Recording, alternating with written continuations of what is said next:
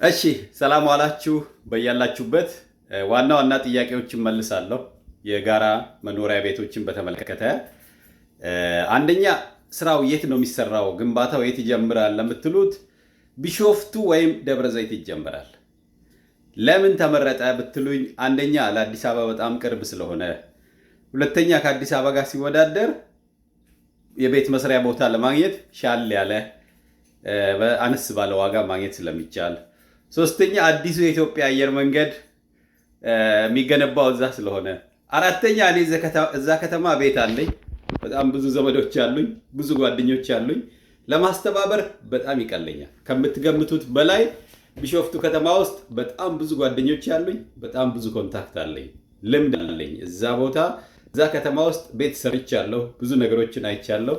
አሁን ደግሞ ከሁሉ በላይ የቅርብ ዘመዶቼ እዛ ከተማ ውስጥ በጣም ብዙ ሰዎች አሉ ማለት ነው። ለማስተባበር ለእኔ በጣም ቀላል ይሆናል።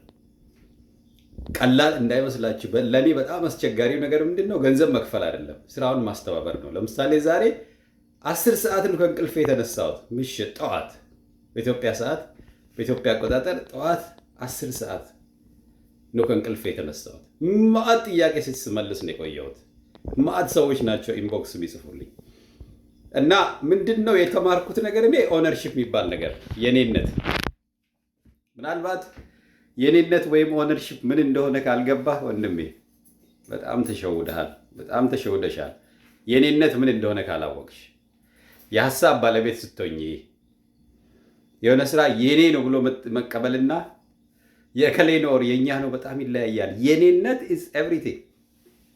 ለምሳሌ ስንት ሰው ነው ስለ መኖሪያ ቤቶቹ አሁን ስለምንሰራው ግንባታ እንደዚህ ወጥቶ በግልጽ በአደባባይ በሚዲያ ሲናገር ያገኛችሁት? ገንዘብ የከፈሉ ሰዎች በጣም ብዙ ሰዎች ነው ያሉት እዚህ ቢዝነስ ላይ እስካሁን ድረስ። ነገር ግን አብዛኛው በጥንቃቄ እየጠበቁ ነው ያሉት። ምን እስኪሆን ድረስ? ቦታው ተገዝቶ ስራ እስክንጀምር ድረስ። ይሄንን የማድረግ የማስተባበር ኃላፊነቱ ሙሉ በሙሉ እኔ ላይ ያርፋል ማለት ነው። በደንብ አውቀዋለሁ። በጥንቃቄ ነው መጓዘው። እግዚአብሔር ያግዘኛል። ብዙ ደስ የሚሉ ልበቀና የሆኑ የሚረዱኝ ደግሞ ወንድሞችና እህቶች በዙሪያ አሉ ማለት ነው። ለዚህ ነው ገንዘባቸውን የከፈሉት። ለዚህ ነው ከውስጥ ሆነው በርታ የሚሉኝ። ማዕት ሀሳብ ያዋጣሉ። ጓደኞቻቸውን ምክረ ሀሳብ ለእንደ እየሰጡን፣ አንዳንዶች ኦልሬዲ ዶክመንቱን መስራት ጀምረዋል። ቡና ላይ የምንሰራው በዛ አይነት ነው እየተሰራ ያለው። በሬዎች ማደለብም እንደዛው ነው እየተሰራ ያለው። እንደገና የማርና የደን ልማት ስራችንም በዛ አይነት እየተሰራ ነው ያለው። ልምድ አለን። አሁን ትልቁ የተማርኩት ነገር ምንድን ነው? የጀመርኩትን ስራ የኔ ብዬ መከታተል እስኪጠነክር ድረስ።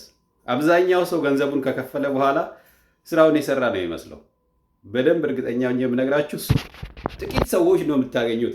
ገንዘብ ከመክፈል ያለፈ ስራ ለማስተባበር ፈጥነው ወደፊት የሚመጡ በጣም ጥቂት ሰዎች ነው ማገኘው እስካሁን ድረስ። ይሄንን በእርግጠኝነት ልነግራችሁ እችላለሁ።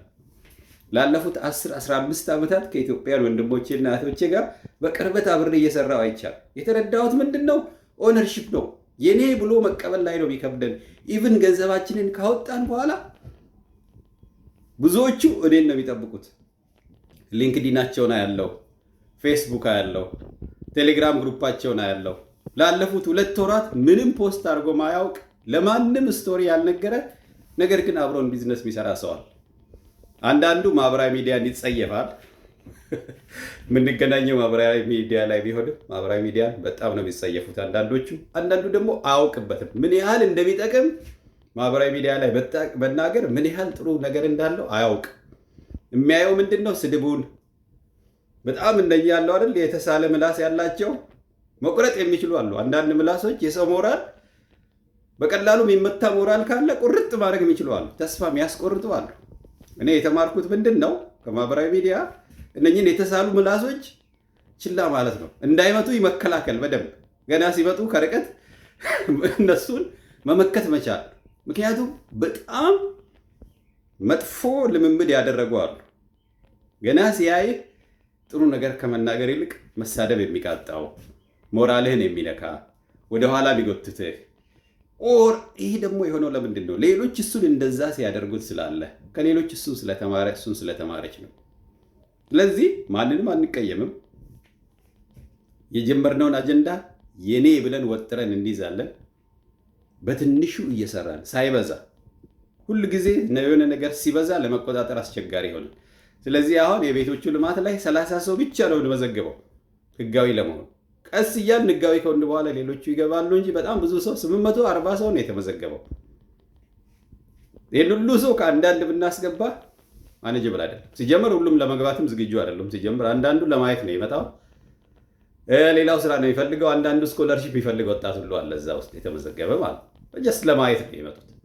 ለዚህ ነው ቶሎ ብለን ክፍያ የምናደርገው፣ ለቢዝነስ ሬዲ ከሆነ ሰው ጋር ብቻ ለመነጋገር ማለት ነው።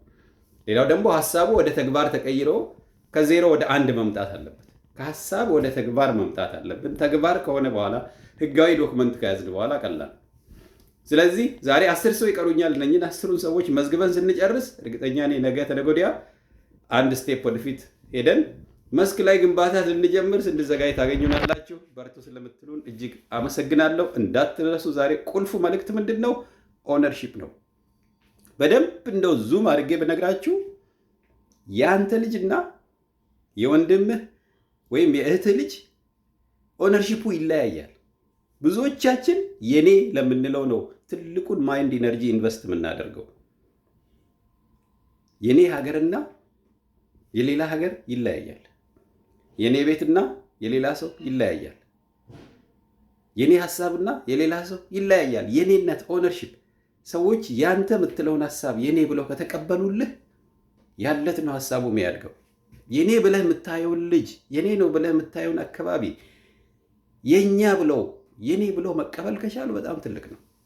አብዛኛው ሰው ችን ሎጂክ መሰረታዊ ሎጂክ ነው የሚሳሳቱት። ዋትስ ኦነርሺፕ የምንለው ጉዳይ ማለት ነው። ሀሳብህን የኔ ብለህ የጀመርከውን ነገር ማጠንከር አለብህ።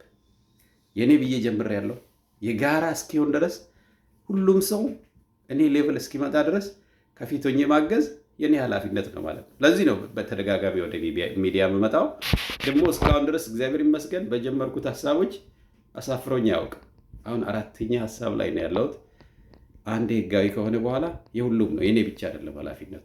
የኔ ኃላፊነት ህጋዊ ማስደረግና ኮሚቴ ማቋቋም፣ ስራ ማስጀመር። ከዛ በኋላ የሀገሪቷ ሲስተም የስልጠና ጉዳይ ምናምን ነው። ግን አንተውም፣ ስቲል ክትትል እናደርጋለን። አብራችሁን ስሩ። ላለው መልካም ቀን ይሁንላችሁ። በጣም አመሰግናለሁ።